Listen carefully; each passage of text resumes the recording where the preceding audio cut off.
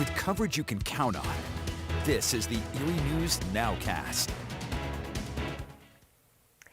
Good evening and thank you for joining us. I'm Kristen Allen. Vaccines are now available for children ages 5 to 11, and kids here in Erie can start getting the shot tomorrow. What parents need to know is that there is a vaccine clinic tomorrow at UPMC's East Bayfront Parkway location. It's from 3:30 to 5:30, and they ask that parents schedule in advance so they know how many doses to have on hand. Now you can schedule by visiting vaccine.upmc.com or by calling 1-844-UPMC-VAC.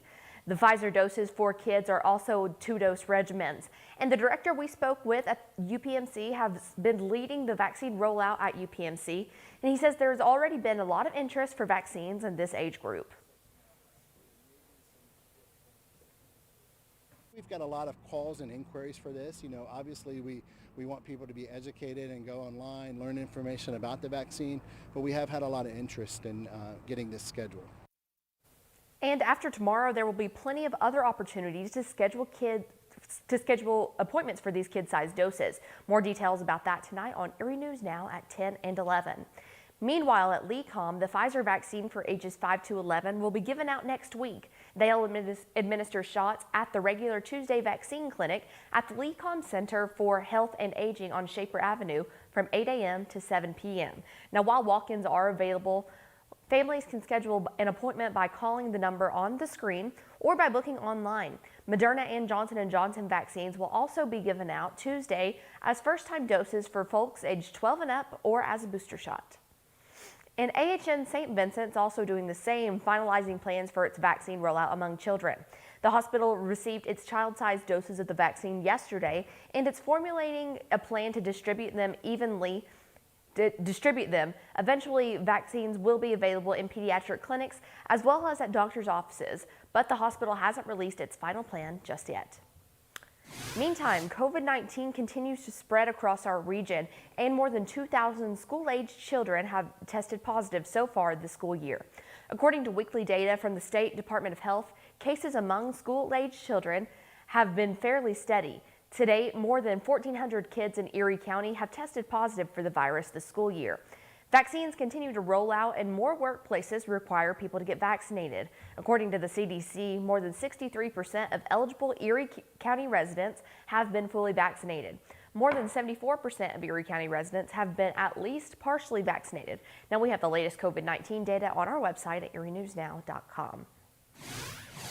And it's been a tragic week full of grief for members of the Erie Police Department as they're mourning the loss of another veteran officer. The Erie Fraternal Order of Police Lodge announced the death of Erie Police Sergeant Gary Tacone today. He was a 24-year veteran of the Erie Police Department. According to the FOP, his most recent assignment was Sergeant in Charge of Property and Evidence. In a post on Facebook, the FOP said Gary had a long, distinguished career and served as a patrol officer, field training officer, motorcycle patrolman, and detective. It went on to say Gary was a great person and officer. He made friends with everybody and treated them like family, and he'll be greatly missed. Now, Tacone's death comes just days after the department laid to rest another veteran officer, 47-year-old Jason Belton. Belton was laid to rest last Friday after dying of natural causes. And Erie Mayor Joe Schimber says there will be no tax increase for the next 3 years, but homeowners could soon pay more in additional fees. Mayor Schimber presented the proposed budget today for 2022. The proposal includes garbage and sewer rate increases, along with a stormwater runoff fee. If approved, city's residents would end up paying an additional $19 a year in garbage fees and $14 extra annually on sewer fees. Now, back in July, an underground sewer line on East 5th Street ruptured, creating a 30-foot sinkhole, shining a light on the antiquated system. Now, if approved, homeowners will pay $12 to $36 a year in stormwater fees, depending on the size of their house. Now, Mayor Schimber is also asking City Council to use $10.5 million in American Rescue Plan funds to use on sewer repairs. That's short term. That solves the short term problems. Long term, we want to accumulate money that we can use to address repairs before they become disasters and very expensive. And I think they'll save the city millions of dollars over the long term. We're talking years here. So that's what we're trying to get city to approve here. And City Council must approve the budget by December 31st. And Davis declared victory after all ballots were counted in Erie County. Erie County Clerk of Elections Doug Smith tells us turnout was steady across the region. About 36% of registered voters in Erie County cast their ballot. That's lower than last year's presidential election, which saw roughly 70% of registered voters cast a ballot. Smith tells us the county expected a lower turnout because it's not a presidential election year, but he's still happy with the turnout overall. That's a very good number.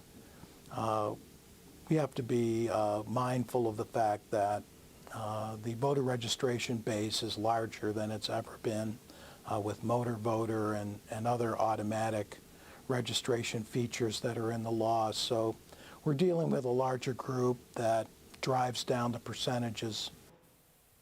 And results were slightly delayed because there were newer judges of elections this year, but the last round of results were published by the county at about 2 o'clock this afternoon. And in Crawford County, the race for Meadville mayor is still too close to call. The unofficial results currently have write-in candidate Marcy Kantz in the lead over Democrat Jamie Kinder. But it's only a 200-vote margin, according to the election board chairman Christopher Soff. Election workers are in the process of reviewing ballots. And now once that's complete, the county will begin tabulating votes. Soff says they hope to begin that process on Friday. The winner will become the first female mayor of Meadville. And Erie News Now and WICU are your home for coverage of next year's Winter Olympics. And today we hosted our Winter Olympic kickoff lunch, inviting business people from all over the area. Although the Summer Olympics just wrapped up a few months ago, the fun doesn't stop on WICU. We're the exclusive home of the Olympic Games, and we're already gearing up for our coverage. And although the Winter Games are all about family fun and a global stage, they're local too, as athletes from our own backyard sometimes get to shine in front of the whole world. It's awesome because you think about how much work these athletes put in, and we've told the stories of some of them, and then you get to see them on the spotlight on the biggest stage in the world.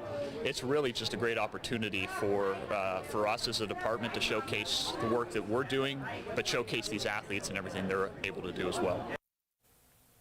Very exciting time. Can't wait for the Winter Olympics. Well, we thank you for joining us for the Erie News Nowcast. Join us for our next news at 10 p.m. on the CW and 11 p.m. on WICU and WSEE. Have a great night.